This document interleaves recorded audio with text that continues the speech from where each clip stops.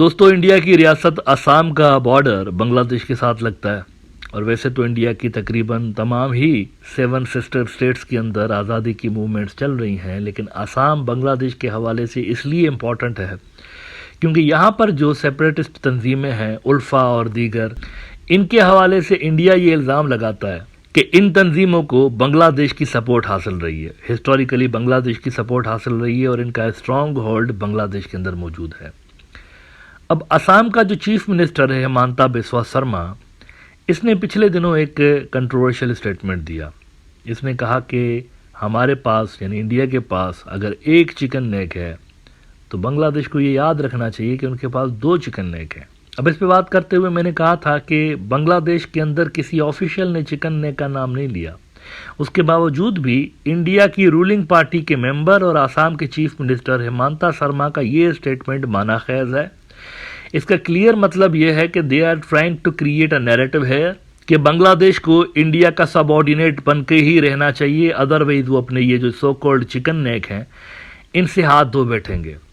अब एक मरतबा फिर से कल ये हुआ है कि हिमंता शर्मा ने बांग्लादेश के इन दोनों रीजन्स के बारे में फिर से बात की है, चिटागोंग के बारे में और जो रंगपुर का इलाका इसके बारे में। इसने एक ट्वीट की है बेसिकली। इसमें वो लिखता है कि to those who habitually threaten India on the chicken neck corridor should note these facts as well. Bangladesh has 2 of its own chicken necks. Both are far more vulnerable. First is the 80-kilometer North Bangladesh corridor from Dakhin Dinajpur to southwest Garo Hills. Any disruption here can completely isolate the entire Rangpur division from rest of Bangladesh. और फिर आखिर में वो कहते हैं कि second is the 28 kilometre Chittagong corridor from south Tripura till the Bay of Bengal. This corridor smaller than India's chicken neck is the only link between Bangladesh economic capital and political capital. Dhaka और चिटागोंग के दरमियान यही एक लिंक है। इसको काट देंगे अगर आप तो बांग्लादेश का पॉलिटिकल और इकोनॉमिक कैपिटल डिवाइड हो जाएगा। ये बेसिकली उन्होंने धमकी दी है बांग्लादेश को दूसरी मरतबा। फिर नीचे वो कहता है, I am only presenting geographical facts that some may tend to forget. Just like India Siliguri corridor, our neighbouring country is also embedded with 2 narrow corridors of theirs.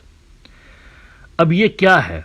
ये जो चूतियापा कई रोज से लेकर हिमंता शर्मा ने लगा के रखा हुआ है। चूतियापा उर्दू का वर्ड है, कल बताया था आपको। इसका मतलब होता है बेवकूफ़ी, नॉनसेंस। ये जो नॉनसेंस इन्होंने कई रोज से लेकर लगा के रखी हुई है शर्मा साहब ने, इस नॉनसेंस के पीछे मकसद क्या है? ये क्यों कर रहे हैं?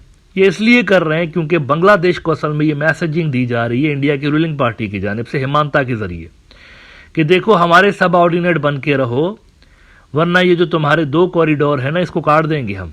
ये जो दोनों चिकन नेक हैं आपकी, एक तो चिटागोंग वाली, दूसरा ऊपर रंगपुर वाली, और दोनों के हवाले से काफ़ी अरसे से, काफ़ी महीनों से लेकर प्रोपेगेंडा भी चल रहा है। हिंदू देशा पहले इन्होंने बनाने की बात की थी, ऊपर की तरफ रंगपुर में हिंदू देशा बनाएंगे और नीचे ये चिटागोंग को भी काटने की बात करते हैं ताकि नॉर्थ ईस्ट की रियासतों को समुंदर तक एक्सेस मिल जाए। तो ये बार बार जो है हिमंता शर्मा इस तरह की बातें कर रहा है। This is basically signal for Bangladesh. कोई छोटे मोटे बंदे से भी बात करवाई जा सकती थी इस तरह की, लेकिन ये चूंकि चीफ मिनिस्टर है, रूलिंग पार्टी का सीनियर मेंबर है जो कि सेंटर में हुकूमत करती है, दूसरा फैक्टर, और तीसरा फैक्टर ये कि उस स्टेट का चीफ मिनिस्टर है जिसका बॉर्डर बांग्लादेश के साथ लगता है। तो ये डेलिबरेटली कहलवाया जा रहा है, इससे हिमंता शर्मा से कहलवाया जा रहा है, बांग्लादेश को मैसेज दिया जा रहा है बीजेपी की जानिब से कि अपनी जो फॉरेन पॉलिसी है वो वैसे ही रखो जैसे हमारे नौकर के दौर में थी शेख हसीना हमारी नौकर। तो नौकर हमारी जिस तरह की फॉरेन पॉलिसी रख रही थी वैसे ही रखो, टोटल सबऑर्डिनेट। हम बोलें कि हमें बांग्लादेश के अंदर से ट्रेन चाहिए जिसको बांग्लादेश की आर्मी भी चेक ना कर पाए।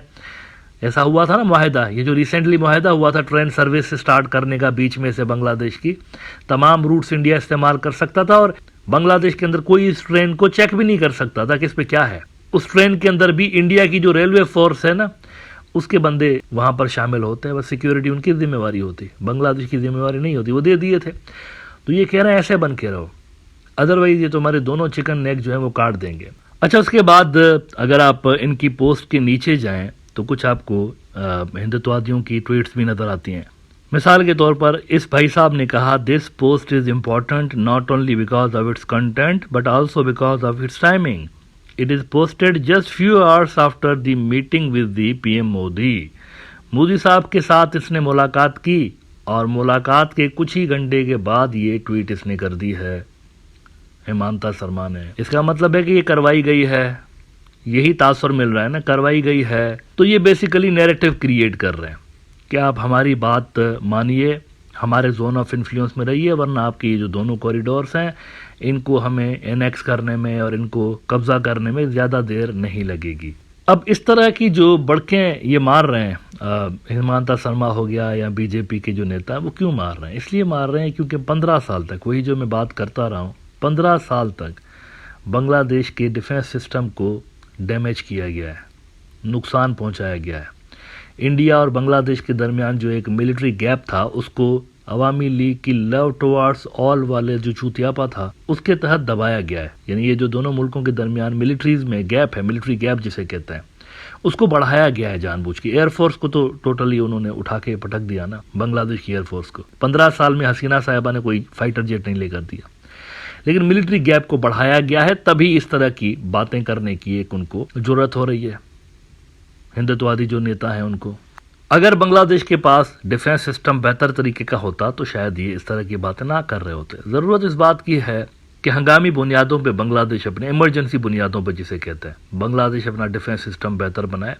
Because the level of threat which they are facing is significant. India के अंदर जो हिंदुत्व सरकार है, हेमंता शर्मा भी हिंदुत्व सरकार का मेंबर है, इनकी आइडियोलॉजी एक्सपांशनिस्ट है.